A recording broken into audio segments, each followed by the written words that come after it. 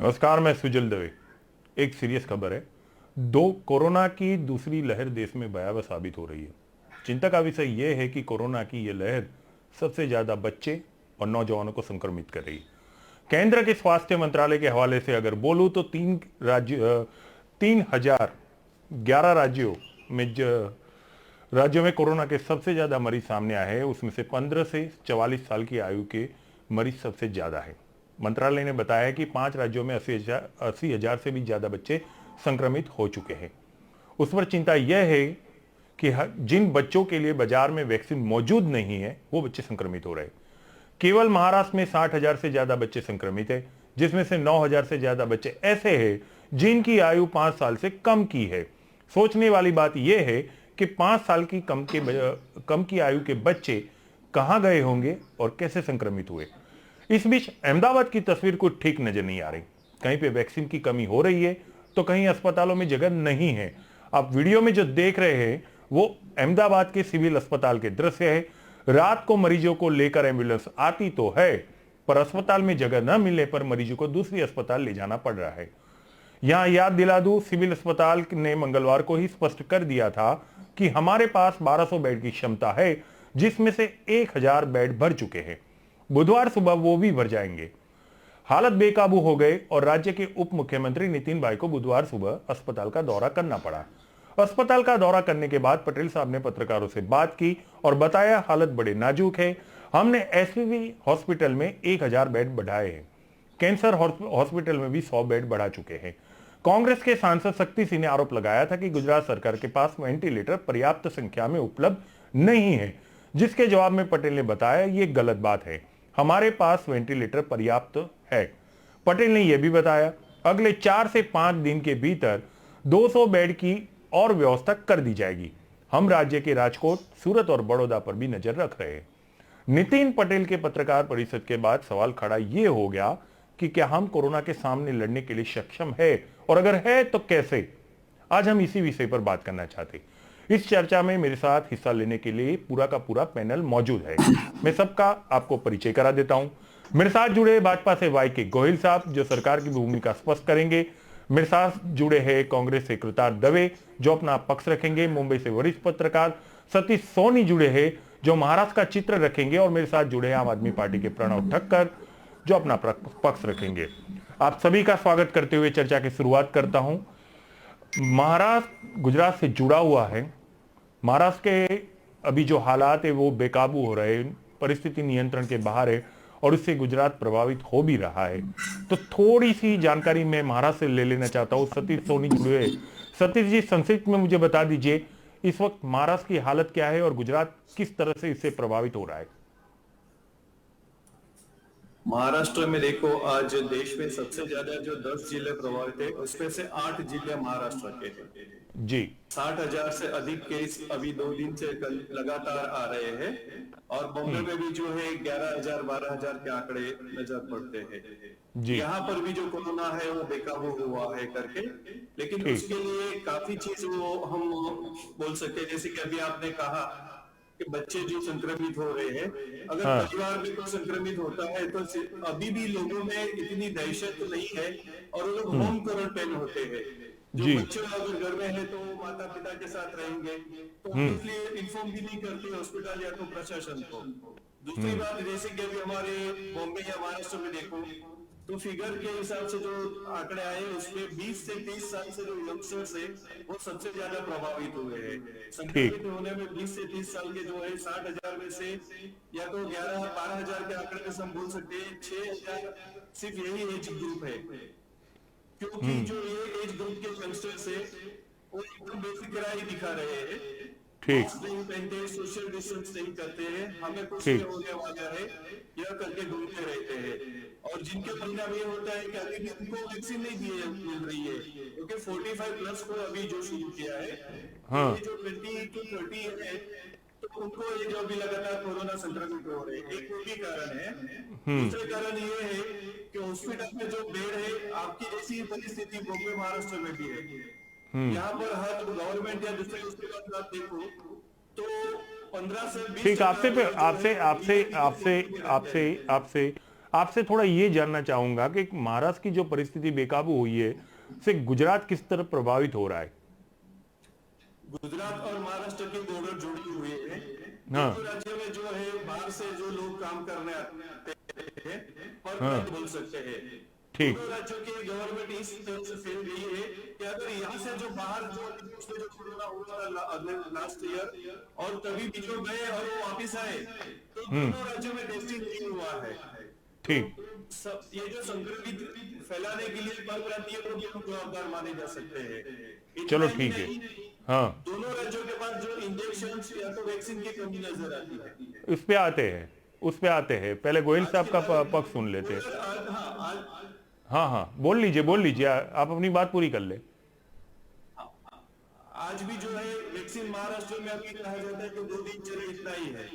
जी बिल्कुल बिल्कुल बिल्कुल। करीबन इंजेक्शन जो है उसका ब्लैक मार्केटिंग होता है।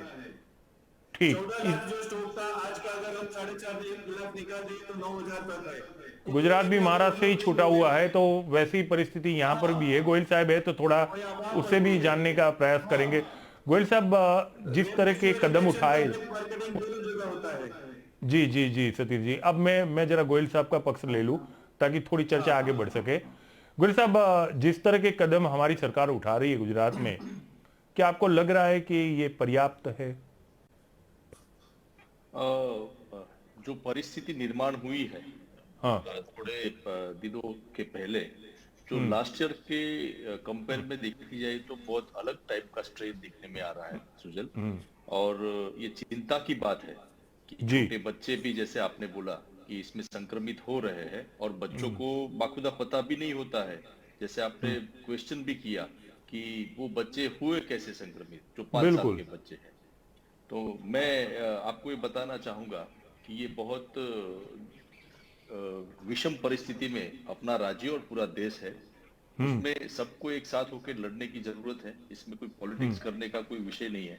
और जो गुजरात सरकार की हम बात करें तो आज जैसे आपने बताया, नितिन भाई ने आज दौरा किया सिविल हॉस्पिटल का और प्रेस कॉन्फ्रेंस की, तो उसके हिसाब से जो बेड्स की परिस्थिति, बेड्स अवेलेबल है अपने पास। जो सिविल हॉस्पिटल्स के 1200 बेड थे वो आज भर चुके हैं। तो उसके सामने एसवीपी के जो 1000 बेड थे उसमें से 500 बेड हमने कोविड की, 500 बेड अन्य इमरजेंसी के लिए रखे थे। जो 500 बेड भी आज माननीय नितिन भाई ने बोला है कि वो कोविड के लिए हम शिफ्ट कर रहे हैं। उसी तरह कैंसर हॉस्पिटल के जो 100 बेड है उसको भी हम शिफ्ट कर रहे हैं। बेडों की व्यवस्था पूर्ति है और वेंटिलेटर को भी व्यवस्था पूर्ति है। गुजरात सरकार का पूरा अभी कोविड के सामने लड़ने के लिए है। और जो मैं अभी नेचुरल जो जनरल बात जो हो रही है और जिसको कोविड हो रहा है वो मैं बात करूं तो हॉस्पिटल हर एक को जाने की जरूरत नहीं है। जिसको भी कोविड होता है उसमें आप ज्यादातर अगर देखोगे तो अभी एसिम्प्टोमेटिक अपने को दिखने को आते हैं कि एसिम्प्टोमेटिक हो, जिसको कोई सिम्टम्स ही नहीं होते, और अगर वो टेस्ट करवाते हैं तो पॉजिटिव आते हैं। ये मेरे ख्याल से बहुत ज्यादा रिस्की थिंग है। और सबसे ज्यादा अभी जो ट्रेंड चल रहा है उसमें हमने गुजरात सरकार ने 2 व्यवस्था की है, एक धन्वंतरी रथ और 104। जो आप 104 पे कॉल करोगे तो आपका रजिस्ट्रेशन हो जाएगा और आपके घर आके वो स्टाफ आपका टेस्टिंग कर देगा। अगर आप पॉजिटिव आते हो तो संपूर्ण जो दवाइयाँ गोयल साहब, ये मौका तो नहीं है, पर थोड़ा ये मौका तो नहीं है। मैं आलोचना नहीं करूंगा, लेकिन पत्रकार आलोचना नहीं करेगा तो कौन करेगा। मैं खुद का उदाहरण दे दूं, जब मैं संक्रमित हुआ था तो मैंने 18 घंटे आपके 104 का इंतजार किया। मैं अपना ही उदाहरण देना चाहूंगा, वो कोई आया नहीं, तब जाके खुद मैंने अपना आरटीपीसीआर करवाया। कैसे गया मुझे मालूम था। मैं आरटीपीसीआर कराने से कभी कतराता नहीं, पर मैं अपने घर से बाहर नहीं जाना चाहता था ताकि कोई दूसरा संक्रमित ना हो सके। मैंने अपने तरीके से आरटीपीसीआर कराया। तो हम 104 को थोड़ा सा ज्यादा न लेके सुजल, ये हम जी सुजल, ये दुख की बात है कि अगर आपके साथ ऐसा हुआ है नहीं, तो मैं अपना स्वयं का उदाहरण दे रहा हूं। दे दूं। नहीं, मैं आपके साथ जो हुआ है वो बहुत दुख की बात है, बट मेरा मैं अगर एग्जांपल दूं तो कल मेरे सर्वेंट को, जो मेरे सर्वेंट क्वार्टर में रहता है, उसको कोरोना पॉजिटिव 2 दिन पहले आया था। और कल मेरे वाइफ किसे को मैंने सुना नहीं जो ठीक से। प्रॉब्लम हुई, 2 दिन पहले मेरे सर्वेंट को कोरोना पॉजिटिव आया था, जो मेरे साथ सर्वेंट क्वार्टर में रहता है मेरे घर। जी तो उसके बताया मेरे वाइफ को भी कल रात को थोड़े सिम्टम्स दिख रहे थे। सिम्टम्स इन द सेंस कि उनको थोड़ा डिहाइड्रेशन जैसा हो गया था। तो मैंने कल बाहर गया तो लाइन बहुत थी, और आप तो जानते हो कि आरटीपीसीआर के टेस्ट अभी 10-12 घंटे लग जाते हैं आने में। तो मैंने कल जब 104 को फोन किया तो 3 घंटे में 104 के जो नर्सिस है वो मेरे घर पे आ गए थे, और मेरे नेचुरल कोर्स में ही फोन किया था, जैसे गोयल साहब कोई ये तो वैसे सामान्य नहीं है, व्यक्ति पर ये करता है। संयोग हो गया कि आप भाजपा में और आपने हाँ, फोन किया, सहयोग हो सुविधा गया, मिल सहयोग गई। हो गया। मैं नहीं, पत्रकार सहयोग हूं तो इसलिए मुझे नहीं नहीं मिली। हुआ। खैर अगर कोई बात नहीं, इस पे तो हम बात वैसे करेंगे। वैसे पर पत्रकारों एक से पक्ष ले ज्यादा लेते हैं करते हैं प्रणव ठक्कर का। प्रणव जी, जो गोयल साहब ने कहा कि जिस तरह की व्यवस्था तैयार की गई है या कोरोना के लिए के सामने लड़ने के लिए जिस तरह से स्वास्थ्य विभाग अपनी तैयारी बता रहा है, क्या ये पर्याप्त लग रही है आप लोगों को? फिर गोयल साहब को मौका दे देते, पहले आप दोनों से भी सुन लिया। आपको पहले सुनना चाहूंगा इसी विषय पर, और फिर कृतार्थ को सुन लेता हूं। ठक्कर साहब पहले आप शुरू कर ले। सर मेरा ये मानना है कि पहले एपिडेमिक सिचुएशन था, अब पेंडेमिक सिचुएशन है। अब पूरा देश इस कोरोना की जपेट में आहिस्ता आहिस्ता आ रहा है, और हम जो रूटीन मतलब एक दिन के केसेस होते हैं उसमें विश्व में नंबर हो गया है। तो ये गुजरात या महाराष्ट्र या दिल्ली की ऐसी कोई बात नहीं है, पर मेरे ख्याल से बहुत सारी फैसिलिटीज हमें और भी करनी होगी। मतलब गुजरात सरकार को करनी होगी, जैसे कि आरटीपीसीआर टेस्ट का टाइम लग रहा है तो किसी लेबोरेटरी और उन सबको परमिशन देके या फिर कोई एडिशनल कुछ एड ऑन करके वो टाइम घटा सकते हैं। इसके अलावा बेड्स की फैसिलिटी बोल रहे हैं वो बहुत कम है। और है कि एक जो फिगर होता है वो मुझे लग रहा है कि कहीं ना कहीं ठीक नहीं है जो बता रहे हैं वो, क्योंकि रेमडेसिविर जो जाइडस वाले बेचते हैं वो हर दिन में 25 से 30 हजार रुपए 30,000 बेच देते हैं। उसके अलावा मार्केट में भी लाइन लगी रहती है। सूरत में हर्ष संघवी करके बीजेपी का एमएलए है, विधायक है, उन्होंने बोला कि यहाँ पे आप लेके आना तो हम आपको रेमडेसिविर का इंजेक्शन दे देंगे। वहां पर बड़ी बड़ी लाइनें लगी हुई है। तो कहीं ना कहीं गवर्नमेंट है ना ये छुपा रही है कि जो रियल फिगर्स है, और ये मुझे लगता है कि ये जो बाहर आ रहा है वो आर्टिफिशियल फिगर्स है। जो गवर्नमेंट या गुजरात गवर्नमेंट जो दिखाना चाहती है वो है नहीं, आंकड़ों की राजनीति तो मैं भी समझना चाहता हूँ। ठक्कर साहब, आंकड़ों की राजनीति तो मैं भी समझना चाहता हूँ। गोयल साहब है आज हमें जरूर शिक्षा देंगे आंकड़ों के ऊपर, पर पहले हम कृतार्थ का एक पक्ष छोटा सा सुन ले, फिर गोयल साहब से इसका जवाब मांगते। कृतार्थ, क्या व्यवस्था पे पर्याप्त है? जी, व्यवस्था के बारे में मैं जरूर चर्चा करूंगा, पर उससे पहले मैं कुछ कहना चाहता हूं कि आज से 1 साल पहले जब कोरोना गुजरात में आया था तब ये वही नरेंद्र मोदी स्टेडियम है जहां पे नमस्ते ट्रंप कार्यक्रम हुआ था और गुजरात कोरोना की जपेट में आया था। कहाँ चले गए? आज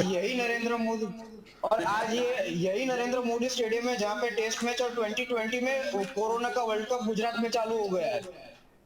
ये सहयोग नहीं है, इस पे ये अलग डिबेटेबल इश्यू है। मैं सहमत हूँ। मैं और पत्रकारों के जैसी नहीं बात रखता हूँ। मैं कह रहा हूँ अभी भी मैं अपनी प्रतिक्रिया पे पहले दिन से ये स्टेडियम पे कायम था, आज भी हूँ। मैं ये भी मानता हूँ कि स्टेडियम से कोरोना नहीं फैला है, और मैं ये भी मानता हूँ कि स्टेडियम से भी कोरोना फैला है। कोरोना हर राज्य में है, जहां स्टेडियम नहीं है वहां पर भी है।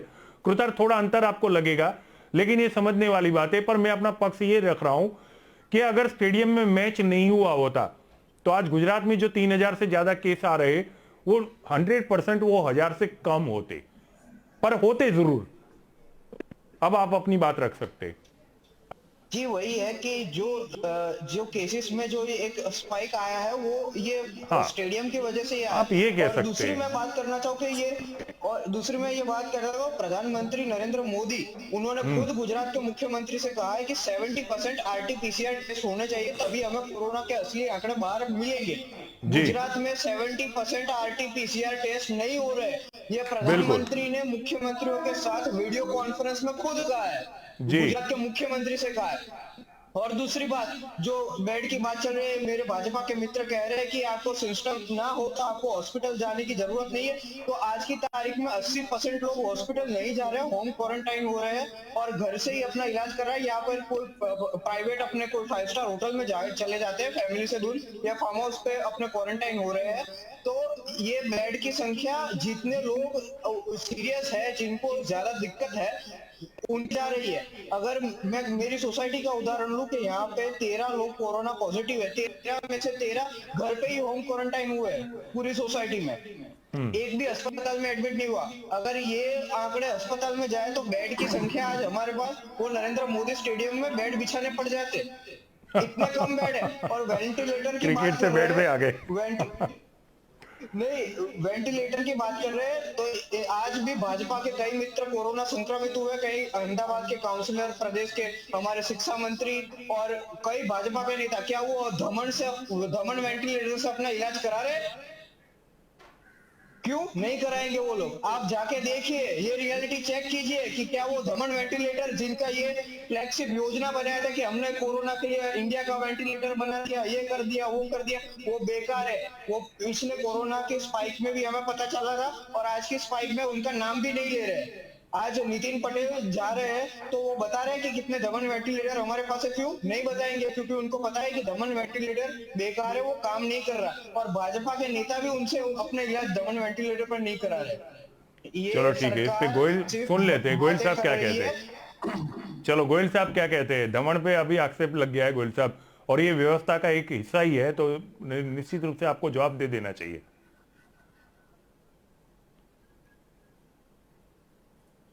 मेरी आवाज गोयल साहब तक पहुंच रही है? गोयल साहब, आप मेरी आवाज सुन रहे हैं?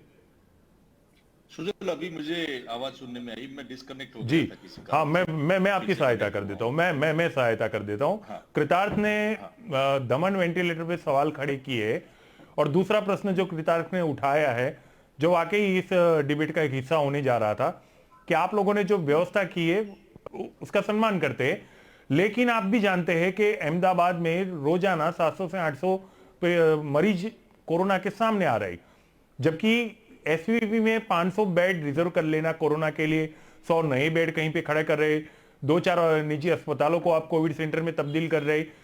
क्या ये व्यवस्था पर्याप्त है? जबकि आपके पास तो रोजाना 800 से 900 मरीज आ ही रहे हैं ना।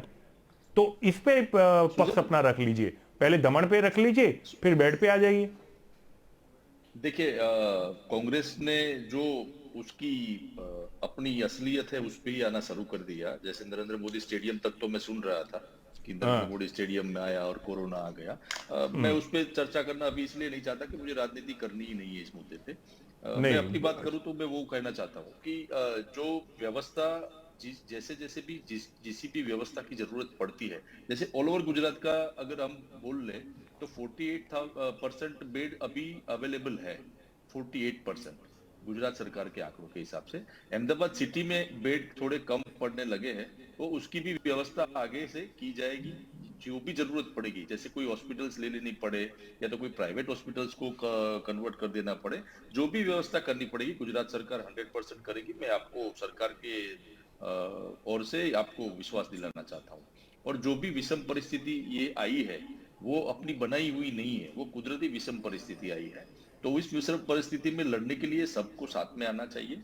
मैं सबको विनती और प्रार्थना करता हूं कि जो परिस्थिति है उसमें सपोर्ट करके अपने को जो भी अच्छा हो सके, जो भी हम मिनिमाइज कर सके प्रॉब्लम को, उस तरीके का काम भारतीय जनता पार्टी की सरकार कर रही है। और साथ साथ में मैं आपको बता दूं कि 2 लाख से भी ज्यादा कार्यकर्ता आज वैक्सीन ड्राइव में सब बड़ी लोगों को वैक्सीन देने के लिए कर रहे हैं। इसके 2 ही उपाय है, एक वैक्सीन और एक मास्क। 2 हमको उस पे जाना चाहिए। मैक्सिमम लोगों को वैक्सीन लेनी चाहिए। जो 45 साल से ज्यादा उम्र के लोग हैं उनको कंपलसरी वैक्सीन ले लेनी चाहिए। और गुल साहब, ये आपने जो 2 लाख कार्यकर्ता का यहाँ जिक्र किया है ना, तो इससे एक सवाल खड़ा हो गया है। क्या लोगों के अंदर किस बात का भय है? क्या आपको 2 लाख कार्यकर्ताओं को मैदान में उतारना पड़ा जो वैक्सीन के लिए जागृति कर सके? क्या आप वैक्सीन के लिए पारदर्शिता में कोई कमी आ रही है? के कारण नहीं है। क्या भय क्या है? सुजल, ये भय का कारण बिल्कुल नहीं है, ये अवेयरनेस का कारण है। जहाँ जाके उनको अवेयर करना है कि ये जगहों पे यहाँ वैक्सीन लग रही है, आप आओ और वैक्सीन लगा दो।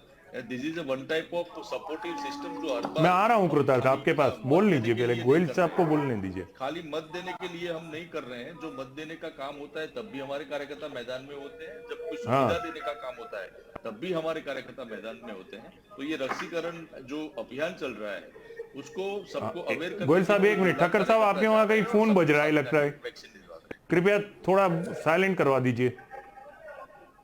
जी जी। तो मैं यही प्रार्थना करूंगा सबको आपके टीवी चैनल के माध्यम से। गोयल साहब, एक मिनट, आप कुछ महत्वपूर्ण बोल रहे थे और ठक्कर साहब के फोन के कारण आपकी आवाज मेरे तक नहीं पहुंची। हाँ, अब ठीक हो गया है। जरा गोयल साहब आप दोहराइए, क्षमा प्रार्थी है। आपके टीवी के माध्यम से मैं सबको यही प्रार्थना करना चाहूंगा कि जो 45 साल से ज्यादा उम्र के लोग हैं और जो फ्रंट लाइनर है, वो प्लीज जल्दी से जल्दी वैक्सीन ले लें, क्योंकि इस रोग का एक ही इलाज है, या तो वैक्सीन या तो मास्क। आप ध्यान रखें। तो वैक्सीन उपलब्ध है और पर्याप्त मात्रा में है। जैसे महाराष्ट्र के भैया सतीश भैया ने बोला कि वैक्सीन उपलब्ध महाराष्ट्र में नहीं है, तो आप एक बार प्लीज चेक करवाइए, क्योंकि हम 72 जैसे देशों को तो विकास कर रहे हैं। वैक्सीन की पूरी मात्रा इस देश में है, इसलिए वैक्सीन में कोई वो नहीं है। और चलिए, वैक्सीन पे बात हो गई, लेकिन गोयल साहब, इससे सवाल एक खड़ा ये हो गया है, प्रशासन, मतलब आपकी भाजपा सरकार ही, प्रशासन हमेशा देरी से क्यों आता है? देखिए, मैं आपको उदाहरण से दे देता हूं, सहमत हो तो सहमति दीजिएगा, वरना मुझे आप तर्क दे सकते हैं। जब मास्क की भी बात आई तो गोयल जी का एक आंसर देना चाहूंगा। चलिए दे दीजिए, मैं प्रश्न बाद में रख लूंगा। जैसे कि अभी गोयल साहब ने बताया कि मैंने जो कहा कि महाराष्ट्र में वैक्सीन उपलब्ध नहीं है, हाँ। जी, ये ऑन ऑफिशियली सरकारी फिगर है। हमारे यहाँ के जो आरोग्य प्रधान है राजेश टोपे जी ने ऑन रिकॉर्ड कहा है प्रेस कॉन्फ्रेंस में, ऑन लाइव में, कि महाराष्ट्र में 14 लाख ही वैक्सीन उपलब्ध है डोज, और डेली 4.5 लाख देते हैं।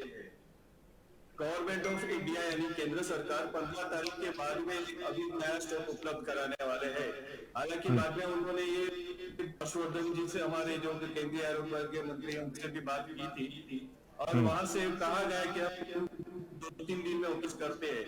उन्होंने भी डिनाई किया, बट प्रूव है कि महाराष्ट्र में आज में वैक्सीन के डोज उपलब्ध होते नहीं है, और अगर वो जल्दी उपलब्ध नहीं किए गए तो कोरोना की जो हम रोकने के लिए, जो जैसे कि प्राइम मिनिस्टर की अभी मीटिंग चली रही है, आप देखो तो लाइव विद ऑल सीएम चल रही है वीडियो मीटिंग्स, जिसमें यही चीज भी उपलब्ध डिस्कस की गई है। तो ऑन रिकॉर्ड है कि भाई वैक्सीन, ठीक है, मतलब महाराष्ट्र में है। सतीश जी, ठीक है, समय चला जाएगा, ठीक है, महाराष्ट्र में है। अब मैं गोयल साहब आपके पास आना चाहूंगा, फिर दूसरे पैनलिस्ट के पास जाऊंगा। आपने जो वैक्सीन के लिए जनजागृति की बात की, उसमें एक सवाल खड़ा हो गया, क्यों प्रशासन लोगों को भरोसा नहीं दिला पा रहा है? जैसे मास्क आया तो लोग मास्क पहनने से इतराते थे, यहां तक कि नौबत आ गई थी कि जब 100 रुपया दंड था, खुद हाईकोर्ट चिल्लाने लगे, और हाईकोर्ट के जज ने कहा कि आप या तो दंड की रकम बढ़ा दीजिए, जुर्माना बढ़ा दीजिए, या इन लोगों को कोविड सेंटर के अंदर डाल दीजिए, जहां ये कोरोना के मरीजों की सहायता कर सके, उनका इलाज कर सके, उनकी हेल्प कर सके। आखिरकार सुप्रीम कोर्ट ने कहा कि नहीं, आप ठीक है जुर्माना बढ़ा दीजिए, लेकिन कोविड सेंटर में इन लोगों से सेवा लेना ये उचित नहीं है।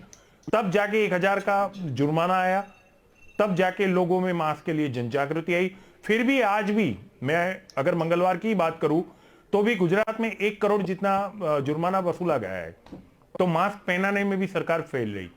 सिविल पे आता हूं तो सिविल में क्या हालत हो रही थी जब पहले चरण में हम कोरोना में चल रहे थे? सिविल को मौत का कुआं कहा गया, कैसे लोग मर रहे थे उसकी जानकारी नहीं आ रही थी बाहर। यहां तक कि इस मामले में भी हाईकोर्ट को आना पड़ा। हाईकोर्ट ने कहा कि सिविल में आखिर चल क्या रहा है, हम सरप्राइज इंस्पेक्शन करेंगे, वहां हम देखेंगे, तब जाके वहां के हालात सुधरे। और खुद सरकार ने एक एडवर्टाइज बना के सारे मीडिया को भेजे कि खाना किस तरह खिलाया जा रहा है, मुख्यमंत्री किस तरह से वीडियो कॉन्फ्रेंसिंग कर रहे हैं, तब जाके मामला टला। अब हालत बेकाबू हो रहे हैं, लॉकडाउन करना जरूरी है, तब भी हम लोग इस दिशा में कोई कदम नहीं उठा रहे थे। तब जाके हाईकोर्ट को बीच में फिर आना पड़ा। हाईकोर्ट ने एक मार्गदर्शिका घोषित की कि कम से कम 3 या 4 दिन का आप लॉकडाउन कीजिए। लॉकडाउन करने की बात तो दूर रही, हम कर्फ्यू की अवधि बढ़ाने तक की सीमित रह गए। हम केवल 9 बजे का कर्फ्यू रात के 8 बजे ले गए। 3 या 4 दिन का ही हाईकोर्ट ने बोला था, और वो भी कोरोना की चेन तोड़ने के लिए। हम इस दिशा में नहीं जा रहे। हर बार हाईकोर्ट जब बोलती है तभी हम कदम क्यों उठाते? गोयल साहब, सरकार कदम उठा नहीं रही, कोई मजबूरी है या नहीं उठाना चाहती? इन तीनों घटना से मैं आपको जानना चाहता हूं।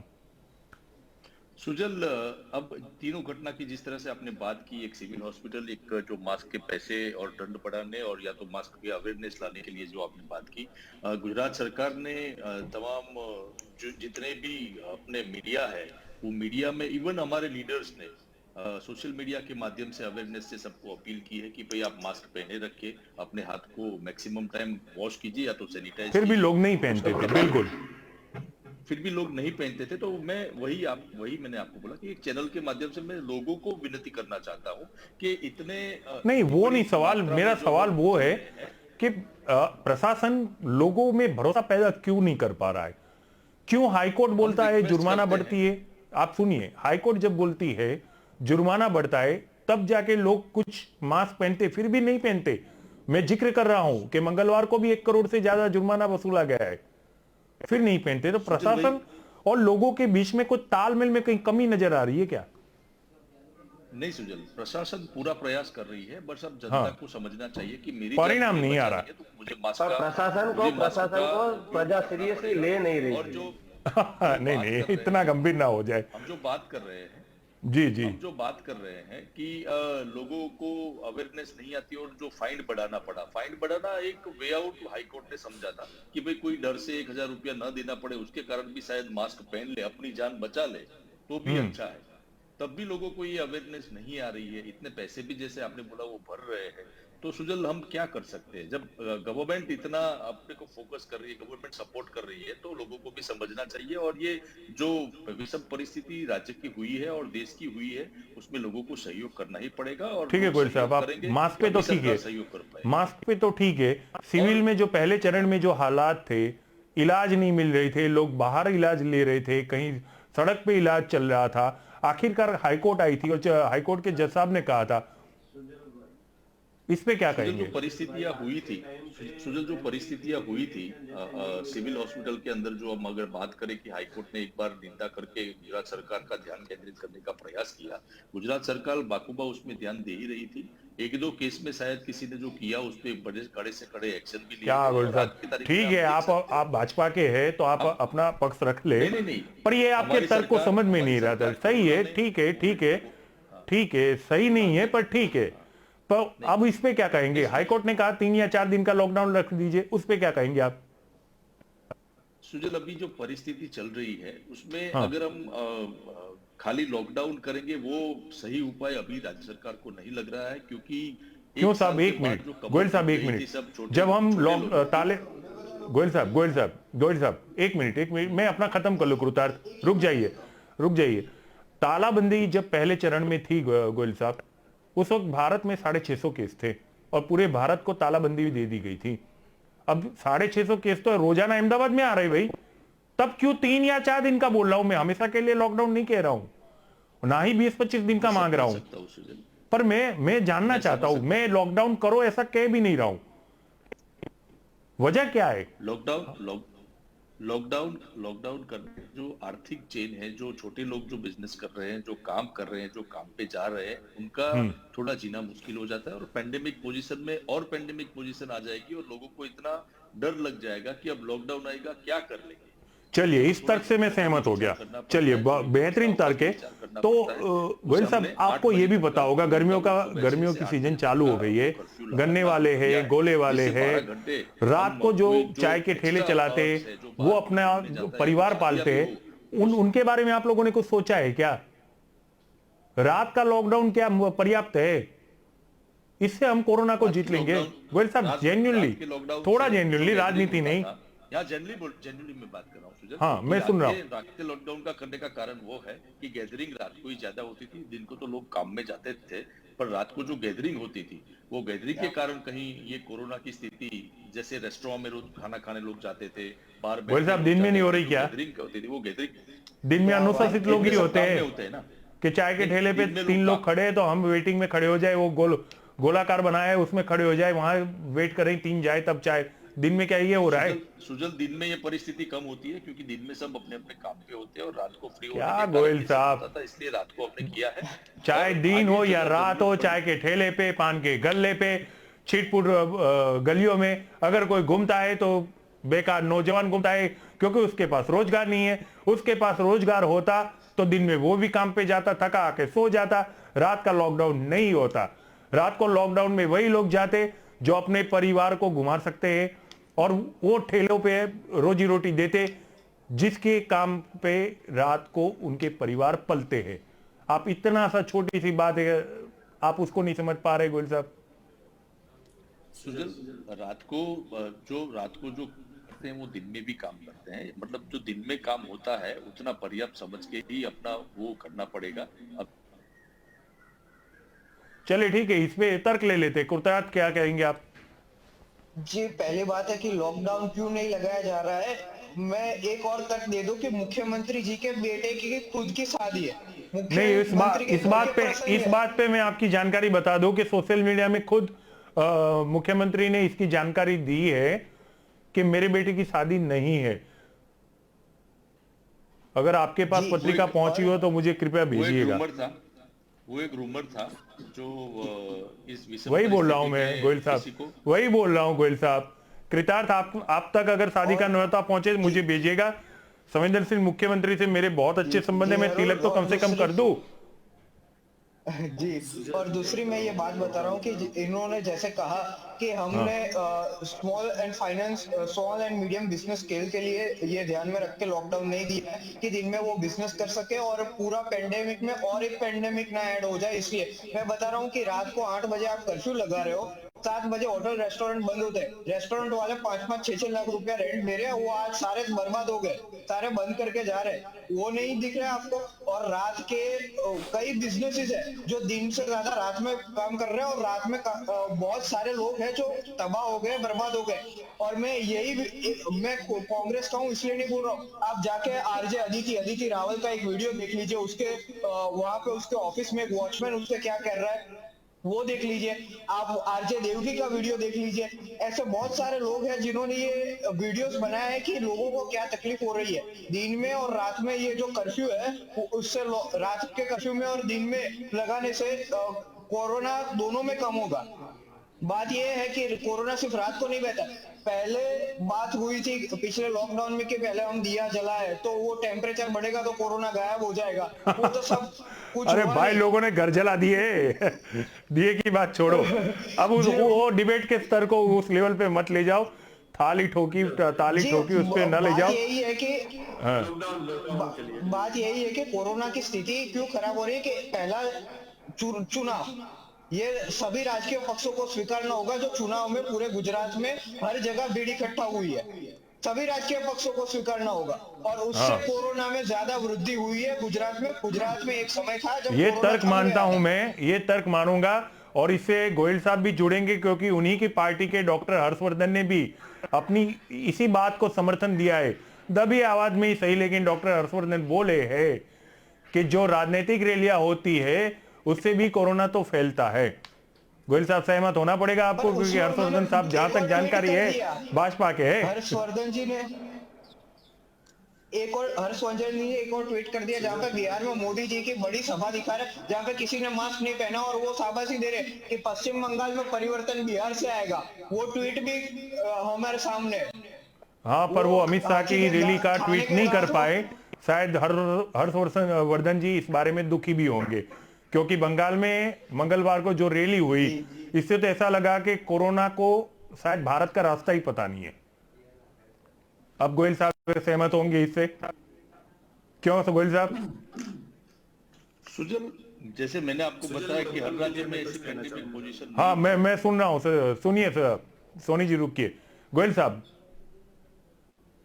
हाँ, हर राज्य में ऐसी पेंडेमिक पोजीशन नहीं है और जो प्रिकॉशन लिए जाने चाहिए वो हर एक प्रिकॉशन लेने के लिए हमारी पार्टी पहले से ही सबको बोलती है। नहीं गोयल साहब, लॉकडाउन वाला बता दो ना। तो उसकी गोयल साहब लॉकडाउन में राजकोट के चैम्बर ऑफ कॉमर्स ने मांग की है अगर आप 3 या 4 दिन का लॉकडाउन नहीं दे रहे तो हम खुद लॉकडाउन कर देंगे।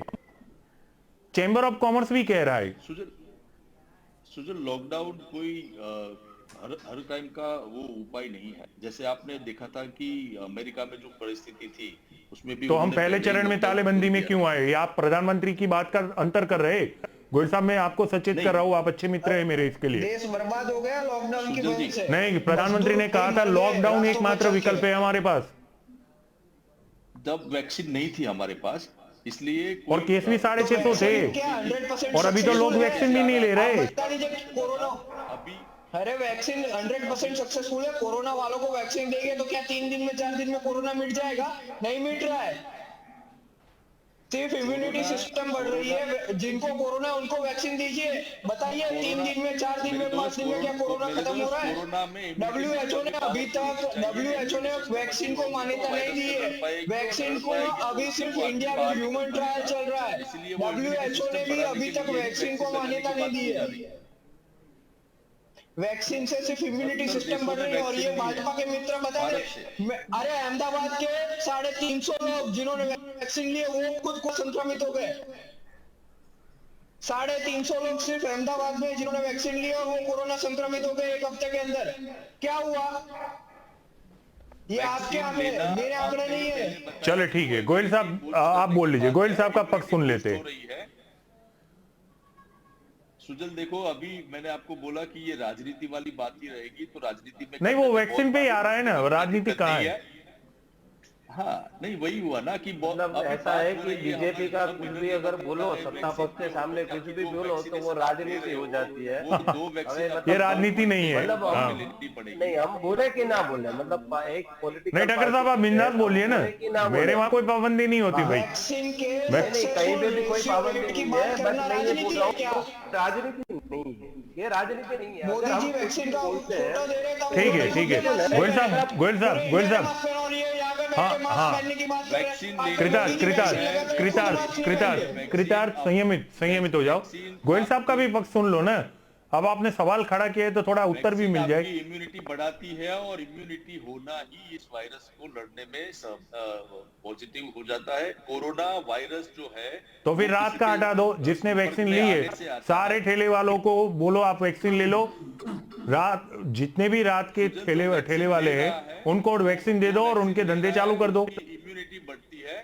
सुजल भाई, मेरा तो ये कहना है कि अभी गांधीनगर में इलेक्शन चल रहा है, भाजपा वाले ये बोलेंगे कि अभी इलेक्शन का स्टॉप कर दो। नहीं, उन्होंने बोला रखना या चालू रखना इलेक्शन कमीशन करता है तय, वो भाजपा तय नहीं करती है। नहीं, आप एक एप्लीकेशन तो डाल सकते हो कि कोरोना संक्रमित बहुत बढ़ गया है, तो आज के टाइम पे आपके पास इलेक्शन कमीशन के पास इस बात इलेक्शन डिले कर दो, डाल दो ना, आप डाल दो। कर दिया सर, कर दिया हमारी बात कांग्रेस ने डाल दिया, कांग्रेस ने भी डाल दिया है, कांग्रेस ने भी डाल दिया है। CR पाटिल वहां जाकर रैलियां कर रहे हैं खुद, और वहां पे फोटो आए हैं, वीडियोस आए। अगर झूठे हो तो मैं राजनीति से इस्तीफा दे सकता हूँ, मैं राजनीति छोड़ सकता हूँ कि वहां पे CR अरे मैं दिखाता हूँ आपको, अरे दिखाता हूँ, बोलो आप राजनीति छोड़ देंगे क्या? CR पाटिल की रैली हुई जी, तो गोयल साहब और कृतार्थ को स्क्रीन पे रखिए ताकि दर्शक समझ ले कि क्या हो रहा है। जी, तो दोनों को रख लो। नहीं, आप चैलेंज स्वीकार करते हैं क्या? बोलो, मैं आपको CR पाटिल जी के भाजपा के फोटोज दिखा देता हूँ, समय तारीख के फेसबुक का स्क्रीनशॉट दिखा देता हूँ। अगर निकले तो आप राजनीति छोड़ देंगे क्या? बोलिए, हिम्मत है? CR पाटिल की रैली में कई लोग मास्क, सोशल डिस्टेंसिंग कहा था, फोटोज है। आप भाजपा के फेसबुक पेज पे, CR पाटिल के पेज पे जाके मेरे पास स्क्रीनशॉट अवेलेबल है, मैं दिखा देता हूँ। अगर ये ना हो तो मैं छोड़ दूंगा राजनीति। अगर ये हो तो ये गोयल साहब छोड़ देंगे राजनीति क्या? बताइए गोयल साहब, आप स्वीकार करेंगे? हाँ बोलिए, मैं डिस्कनेक्ट हो गया था, क्या बोल रहे हो आप, क्या करो? जी कृतार्थ, आप अपने सवाल दोहरा दीजिए, और स्क्रीन पे आप और गोयल साहब ही रहने वाले जी। भाजपा के प्रदेश के फेसबुक पेज पे, CR पाटिल के पेज पे, CR पाटिल की गांधीनगर म्युनिसिपल कॉर्पोरेशन के चुनाव की प्रचार की फोटोज है। वहां पर सोशल डिस्टेंसिंग नहीं है, मास्क नहीं है, वो फोटो है कि वो निकले बात कर रहे थे। अब वो, हाँ, CR पाटिल की रैलियां हुई है वहां पे, CR पाटिल की रैली नहीं हुई है वहां पे। अगर हुई हो तो आप राजनीति छोड़ देंगे? मैं आपको फोटो दिखा देता हूँ, मैं दिखा देता हूँ, आप राजनीति छोड़ देंगे? चैलेंज स्वीकार करते हैं? बोलो चैलेंज, फोन खोलो, दिखाओ रैली।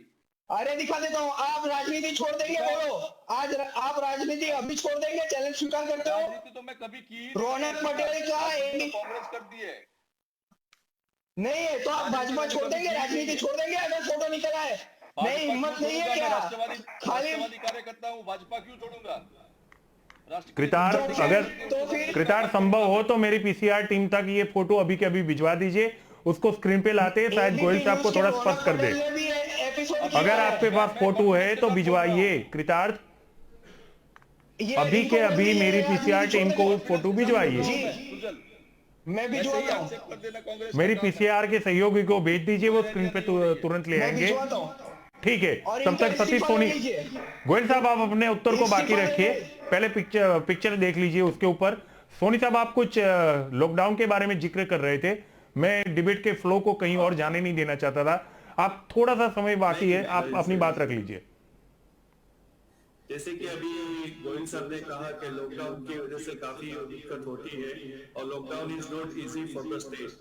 महाराष्ट्र में भी हालांकि अभी यहाँ पे जो 5 तारीख का रात को से लागू किया गया है 30 अप्रैल तक, it is for lockdown only essential service he available है, जैसे ग्रोसरीज, मेडिकल स्टोर या तो ये जो मिल्क वाला है। तो बॉम्बे जो फाइनेंशियल कैपिटल है, तो यहाँ पर भी लॉकडाउन लागू पूरा स्टेट में किया गया है, रात को कर्फ्यू है, लेकिन दिन को भी लॉकडाउन ही जैसा है।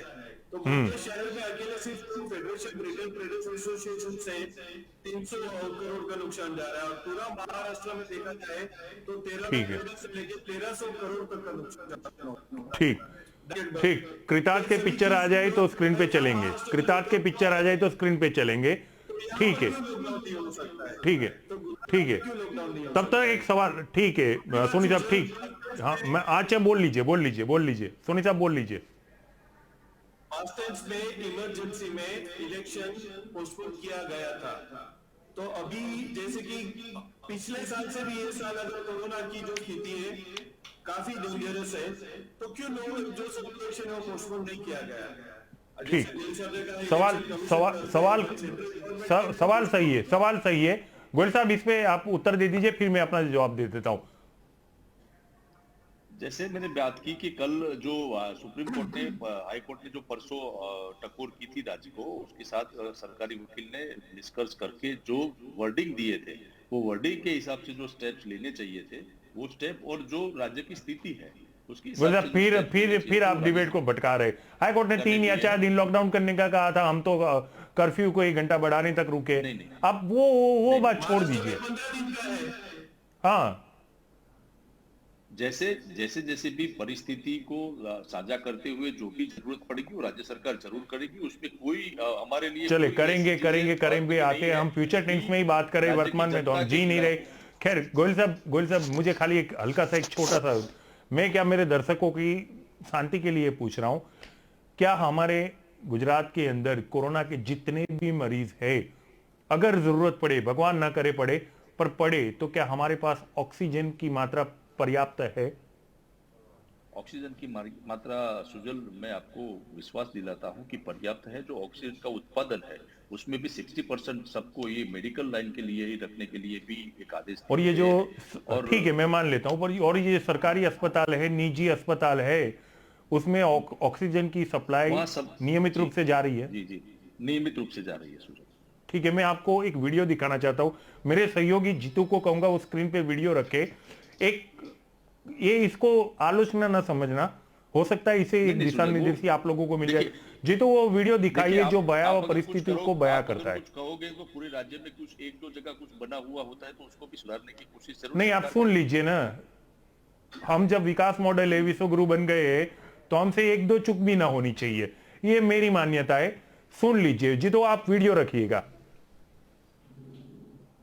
હું doctor Hiral Gosai Shifa multi speciality હોસ્પિટલમાંથી, અમારી પાસે અત્યારે કોવિડના 28 પેશન્ટ છે, જેમાંથી 22 પેશન્ટ સિરિયસ છે, 4 પેશન્ટ અમારા વેન્ટિલેટર પર છે, 6 પેશન્ટ અમારા બાયપેસ પર છે અને ઓક્સિજનની અછત સર્જાઈ રહી છે। ઓક્સિજનનો પૂરતો પુરવઠો ક્યાંયથી મળી રહેલ નથી। અત્યારે મેનેજમેન્ટ, ડોક્ટર તેમજ પૂરો સ્ટાફ એકદમ પ્રેશરમાં છે કે ઓક્સિજનની વ્યવસ્થા ક્યાંથી કરવી। અમારી સામે પેશન્ટનું ઓક્સિજન લેવલ ઓછું થઈ ગયું છે અને ઓક્સિજન મળતા નથી। મારું એક નિવેદન છે કે ઓક્સિજનના પુરવઠા માટે કંઈક મદદ કરવી જોઈએ. અમારી હોસ્પિટલ ઉપરાંત કોવિડની જેટલી પણ હોસ્પિટલો છે એ દરેક હોસ્પિટલમાં આ પ્રકારની અછત અત્યારે સર્જાઈ રહી છે અને દરેક દર્દી અત્યારે મુશ્કેલીમાં મુકાઈ રહ્યા છે. તો સરકારને એક નમ્ર વિનંતી છે કે ઓક્સિજન માટે પૂરો કંઈક પ્રયાસ કરવો જોઈએ. દરેક હોસ્પિટલને કંઈક મદદ કરે એવી અમારી અપીલ છે.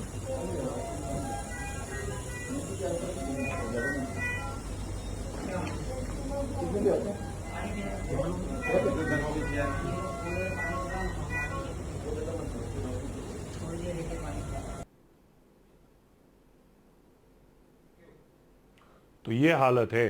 ये अहमदाबाद के एक अस्पताल का है, निजी अस्पताल है, एक आपने प्राइवेट ध्यान से हॉस्पिटल सुना के होगा. वहाँ का है। हाँ, मैंने सुना एक प्राइवेट हॉस्पिटल के वहाँ का, और ऑक्सीजन कमी होने की वो बात कर रहे हैं। और कब का वीडियो है वो मुझे सुजल पता नहीं है। नहीं, बट वो जब आज ही का है, 5 दिन पहले- मैं पुष्टि करता हूँ, आज ही का है. आज ही का अगर वीडियो है तो जो मैंने जैसे आपको बोला कि जो ऑक्सीजन का उत्पादन है उसका 60% उत्पादन मात्र ये मेडिकल के लिए ही किया जाए, उसके आदेश 3 दिन पहले राज्य सरकार ने दे दिए हैं। और मैं उनसे भी विनती करूंगा कि वो सरकार का संपर्क करें, कहीं ना कहीं चलिए, से बहुत 100% धन्यवाद. अगर ऑक्सीजन की सरकार व्यवस्था तक आप राजस्थान कर बात पहुंचाने का जरिया बनते हैं तो मैं आपको धन्यवाद जरूर दूंगा. सुजल, 100% लेकिन वो आपको हमारी निश्चित रूप से जिम्मेदारी है, उसमें ये कोई वो नहीं है। आपको निश्चित रूप से ये बात मुझसे साझा करनी पड़ेगी कि आपने किन हालात में कब और किसे ये जानकारी दी, ताकि मुझे एक आश्वस्त हो जाऊं कि ना वाकई किसी की मदद हो गई. इसमें मैं राजनीति नहीं चाहता हूं गोयल साहब. नहीं सुजल, 100%. जब राज्य की कोई भी जनता की स्वास्थ्य या तो उसकी तकलीफ की बात आए तो एज ए ह्यूमन भी हमको खड़ा रहना चाहिए, और हम ठीक. पार्टी के रूप से भी और मानवता के रूप से भी हमेशा लोगों के साथ खड़े रहे. ठीक है, मेरा आखिरी सवाल आप सबसे है. गोयल साहब, आप हो सके तो आखिरी में उत्तर दीजिएगा, क्योंकि आप सत्ता की ओर से आए हुए हैं. कहीं ये ना हो जाए कि आप कहे कि मैं बोलना चाहता था. मैं बारी बारी तीनों पैनलिस्ट से एक ही सवाल कर रहा हूं और वो तीनों पैनलिस्ट आपका जवाब सुनकर ही आश्वस्त होकर ही जाएंगे. मेरा एक छोटा सा सवाल है आप सभी से. गोयल साहब उत्तर दे देंगे और सरकार की ओर से आते सरकारी प्रवक्ता है तो जाहिर सी बात है उनसे ही जवाब लिया जाएगा. क्या रात के लॉकडाउन से हम कोरोना को रोक पाते? अगर हाँ है तो ठीक है, कैसे? और अगर ना है तो रात का कर्फ्यू क्यों ना हटाया जाए? मैं शुरुआत करूंगा सतीश जी से, क्योंकि वो मुंबई के वहीं से हालात आएंगे. फिर मैं तरुण ठक्कर साहब के पास आता हूं, फिर मैं कृतार्थ आपके पास आऊंगा और उसके बाद गोयल साहब का जवाब सुन के मैं ये चर्चा को विराम दे दूंगा. सोनी जी.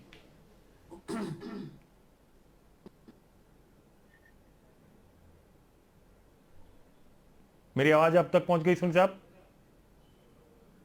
कृतार्थ, आपने मेरा सवाल सुन लिया? जी मैंने सुन लिया. कृतार्थ, आप जवाब दे दीजिए. सोनी साहब में कुछ दिक्कत आ रही है इंटरनेट के जमाने में. बोल रहा हूँ कृतार्थ भाई का जवाब नहीं, उनका आवाज नहीं आ रही है.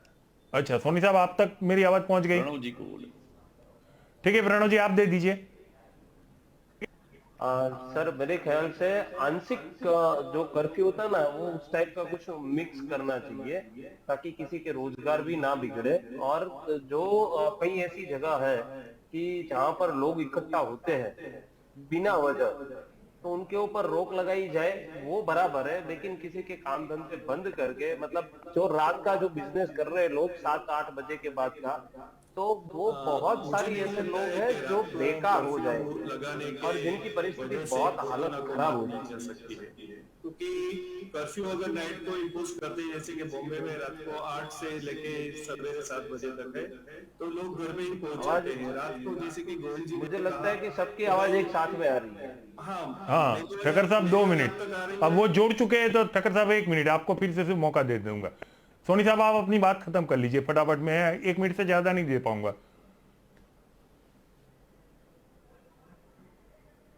अब जब बोलने का बोलता हूं तो सोनी साहब के पास आवाज चली जाती है. ठक्कर साहब आप बोल लीजिए. नहीं, उनके पास लेट से आवाज पहुंचती है. पर इतनी भी लेट नहीं होनी चाहिए. अब तो बुलेट ट्रेन आ गई है भाई. नहीं, ये अभी अगर सोनी साहब मेरी आवाज सुन रहे हैं तो वो मुझे आपकी आवाज आ रही है. सोनी साहब अब आप संयमित हो जाए. आप चुप रहिए 1-2 मिनट के लिए. ठक्कर साहब आप अपनी बात खत्म कर लीजिए. मेरे ख्याल से इसको मिक्स करना चाहिए कि बहुत सारी ऐसी जो बिजनेस है उनको अप्रूव करके चालू रखना चाहिए. ठीक। जो बिजनेसेस ऐसे हैं जो दिन में चालू रह सकते हैं और रात में भी जो चालू रखते हैं, उनके ऊपर थोड़ा होल्ड रखिए कि भी रात को आप बिजनेस नहीं कर सकते, ताकि वो दिन में पूरा अपना धंधा कर सके। रात में जो बिजनेस करने वाले हैं उनको थोड़ी छूट दी जाए कि वो भी अपना घर चला सके। सर, सारी चीजें सबके लिए एसेंशियल होती है। सबसे एसेंशियल ये चीज है कि अपने फैमिली का वो पेट भरना। ठीक। अगर आप दिन में बिजनेस करते हो और आप अपने फैमिली को पैसे कमा के देते हो जिससे आपका घर चलता है, तो जो रात को बिजनेस करने वाले हैं उन लोगों का क्या घर नहीं है, उनके बाल बच्चे नहीं है?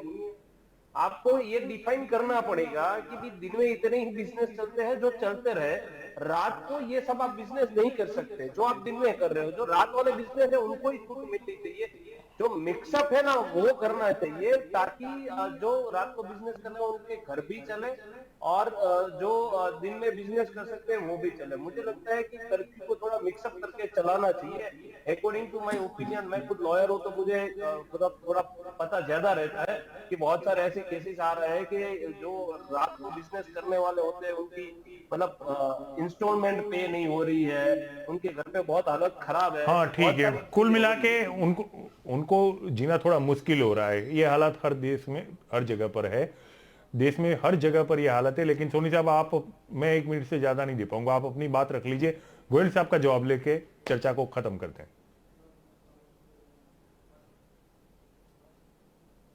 सुजल भाई, अगर आपकी परमिशन हो तो मैं एक बार यहाँ से निकलूं, क्योंकि 7:20 बज गए हैं और मुझे अपने घर पे नहीं, मैं समझ रहा हूँ जी। धन्यवाद ठक्कर साहब। ठीक है गोयल साहब, आप 2 मिनट रुक जाइए, जवाब सुन लीजिए, मैं चर्चा को खत्म कर रहा हूँ। गोयल साहब, आप अपना जवाब दे दीजिए। सुजल, मैं लास्ट के 1 मिनट में डिस्कनेक्ट हो गया था, बट जैसे आपके नेता ने जो बात की, प्रणव भाई ने, कि जो डिफाइन करना चाहिए कि रात को जो बिजनेसेस कर रहे हैं, खाली रात को जो कर रहे हैं उसके भी पेट भरने चाहिए, और दिन में जो बिजनेस कर रहे हैं उनका भी चल रहा है, वो डिफाइन 100% करेंगे। और मैंने जैसे आपको बताया कि राज्य सरकार हर एक के सुझाव जो है वो आकर सम्मति है, उस पर पूरा अभ्यास करके जो भी अगले कदम लेने होंगे राज्य की जनता की हित में, मैं आपको दिलासा दिलाता हूं कि 100% राज्य सरकार लेगी। उसमें कोई दो राय नहीं है कि कोई एक चीज के लिए हम पूरे राज्य की जनता को क्वेश्चन मार्क में रख देंगे। राज्य की जनता की सुखाकारी के लिए जो भी कदम उठाने पड़ेंगे वो राज्य सरकार बखुदा उठाएगी। ये टीवी के माध्यम से मैं आपको साझा करना चाहता हूँ। जी धन्यवाद ठक्कर साहब, धन्यवाद गोयल साहब, कृतार्थ आपका भी बहुत बहुत धन्यवाद। और सोनी साहब, मुंबई से भी इस हालत में भी आप हमसे जुड़े, उसके लिए धन्यवाद।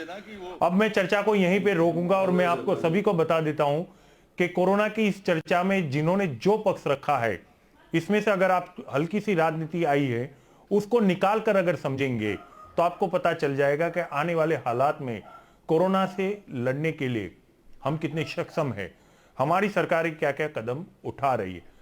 चर्चा में महत्व की एक बात ये थी कि जो रात को धंधे करते हैं, अपना रोजगार चलाते हैं, रात के कर्फ्यू से उनकी हालत बड़ी खराब हो रही है। राज्य सरकार को इन परिवारों के बारे में सोचना चाहिए। अगर राज्य सरकार यही सोच रही है कि रात के लॉकडाउन के बगैर कोरोना फैल जाएगा, तो सबसे पहले उनके परिवारों को बारे में सोचना चाहिए जो रात को अपना रोजगार चलाते हैं। और राज्य सरकार नहीं सोच रही है तो उनके लिए एक विकल्प खड़ा कर देना चाहिए। चर्चा में आज केवल इतना ही, फिर से इसी विषय पे आपके साथ चर्चा में जुड़ेंगे। तब तक के लिए छुट्टी दीजिए और देश दुनिया की खबरों के लिए देखते रहिए के न्यूज़।